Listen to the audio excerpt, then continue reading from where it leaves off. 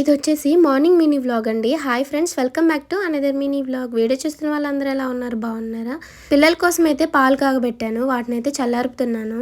వేడిగా ఉంటే ఇదే వంక అదే వంక అసలుకే తాగరు. వాళ్ళకి చల్లగా ఉండాలి, అందులో ఒక స్వీట్గా ఉండాలి. బెల్లం అయినా వేయాలి, లేకపోతే షుగర్ అయినా వేయాలి. నేను ఎక్కువగా షుగర్ని అవాయిడ్ చేస్తాను, బెల్లమే ఎక్కువ యూజ్ చేస్తాను. బట్ ఇప్పుడైతే లేదు, షుగరే యాడ్ చేశాను. ఏం చేయాలక్క, డల్లో మాట్లాడుతున్నావు? ఏం జరిగింది? ఏం లేదు ఫ్రెండ్స్, అసలు ఒంట్లో చాలా నీరసంగా అనిపిస్తుంది.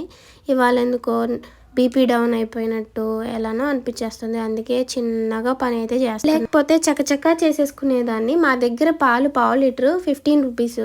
మరి సిటీస్లో ఎంతో నాకైతే ఐడియా లేదులే, కానీ అమ్మ వాళ్ళ దగ్గర అయితే అర లీటరు 35 రూపీస్ 40 రూపీస్ ఉండేది.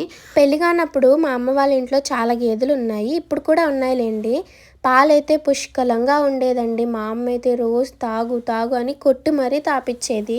నేనైతే అస్సలు పాలు తాగేదాన్ని కాదు. మా మోనుగాడు ప్రెగ్నెంట్తో ఉన్నప్పటి నుంచి పాలు తాగడం ఇంకా అలవాటు చేసుకున్నాను.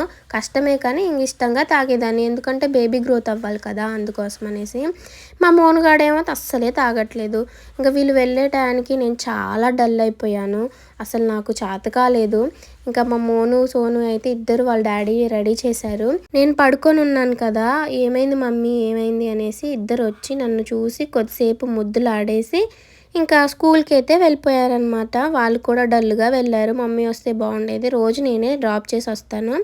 ఇంకా నా బ్యాక్గ్రౌండ్లో కోడిపిల్లలు ఉన్నాయి చూశారు. నేను 9 కోడిపిల్లలు తీసుకుంటే అందులో 3 చనిపోయాయి. వర్షానికి బాగా చలి వేసింది కదా, వాటినేమో బయట పెట్టాను. అందుకోసం అనేసి చలికి చనిపోతాయి అవి. కరెంటు కోడిపిల్లలు కదా, వాటికి ఎప్పుడూ వెచ్చగా ఉండాలి.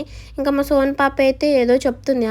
అక్కడ నాప్కిన్ ఉంది చూశారు, అక్కడ పిన్నిస్తో పెట్టమని చెప్తుంది. అలా పెడితే వద్దు నాన్న, డ్రెస్ చినిగిపోతుంది అనేసి అని అంటే, లేదు నాకు అలానే కావాలని అంటుంది. వద్దు అలా పెట్టుకోకూడదు అని చెప్పాను. ఇంకా వాళ్ళైతే స్కూల్కి వెళ్ళిపోయారు.